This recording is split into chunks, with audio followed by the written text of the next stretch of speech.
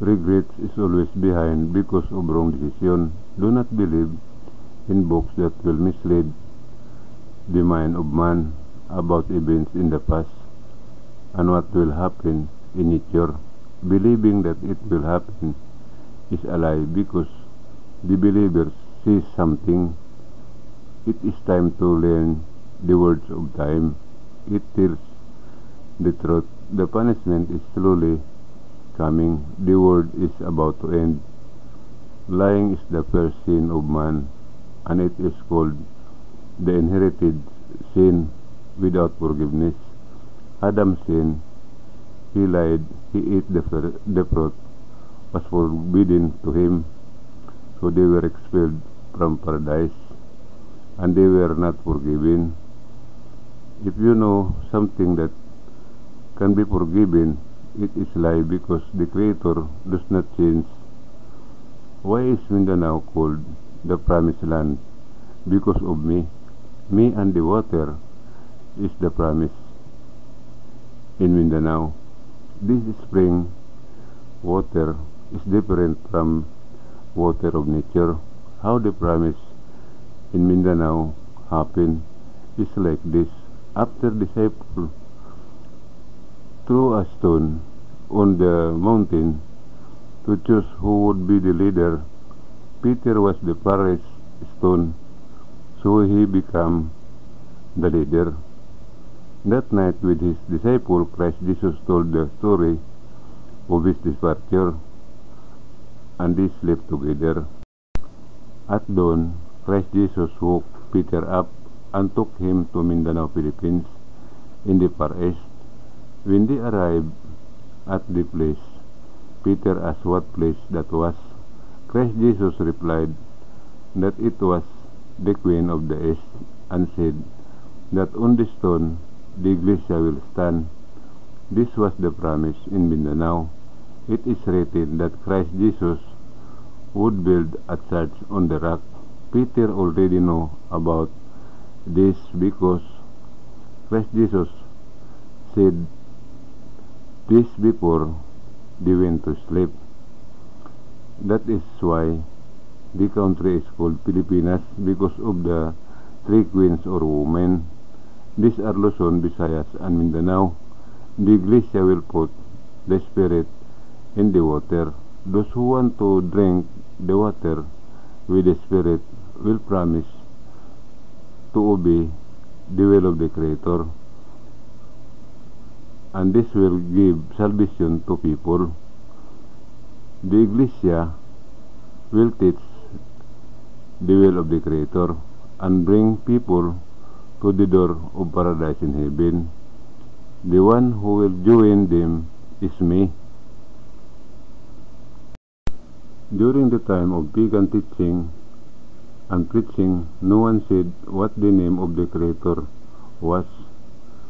So at the birth of Christ Jesus, 3 angels visited with the answers and gave them to Mary. These are the letters, words, and numbers which have been uploaded to YouTube. The 10 commandments of the Creator brought by Moses are called love and respect. There are 3 of the 10 commandments. This is number 1, sanctify the days of conception. This is a challenge. Number 2, love and honor your father and mother. Number 3, love your neighbor as you love yourself. For everyone to understand love and respect, we need to come together. Love comes first. Number 1, days of conception. Do it honestly and correctly. Number 2, parents, get someone to help take care of your parents because you are busy with work or business. Number 3, neighbors. You will have a hard time explaining to your neighbors. Do a mission using social media, Facebook, Instagram, Twitter, etc. Tell people that true salvation is on YouTube. On this channel, Minandro Heavenly News, open and read or listen to the English voiceover. If someone comments or asks a question, the mission is over. The second is respect. Number 1, don't pretend. Number 2, don't hide your parents Don't let them live in the back of your house, garage, and old people's shelter. Number 3. There are people who secretly instill the young minds of young people that when they reach the age of 18 years old, they are free and their parents should not interfere with them. This teaching destroys the life and soul of man because the Creator says nothing about respecting parents.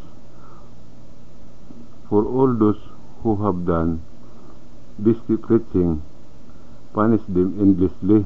All the lives and soul you have destroyed will be ones who push or throw you into hell when the end of the world comes. Do not warn the body of a person. Do not disturb or dig up the grave of the dead because they have already reached their final destination. What can be moved is the one who is buried in the tomb or pantheon because they have not yet reached their final destination. All the souls who are burned and those who are dug up in the grave will meet those people who do and command when the end of the world comes. What they do will be the same for them.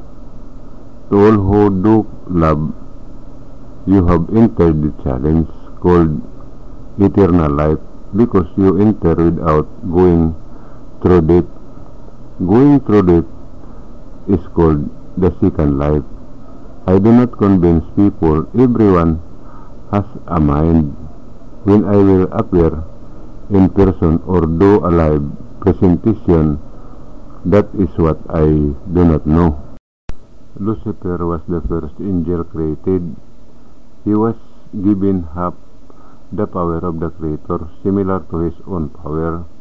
He was a kind angel, and he gave the spirit of life to man.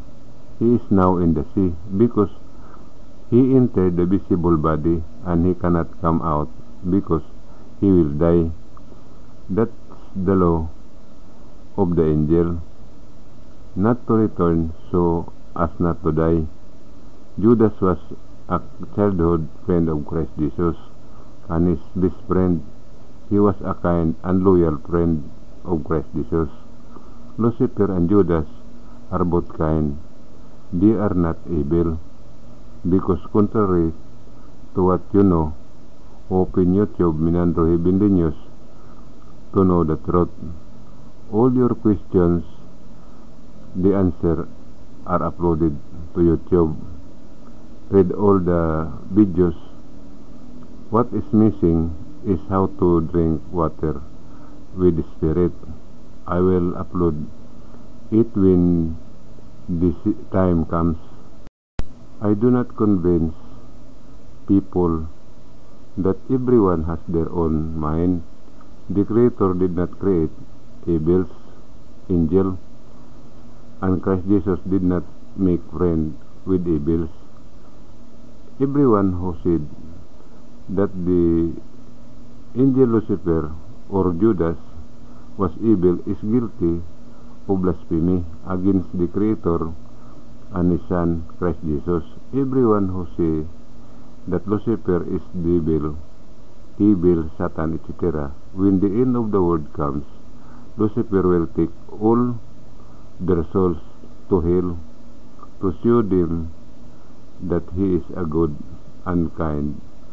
No soul will be saved from them because he has given half the power. I am only telling the truth so that everyone can prepare for it. Mabuhay.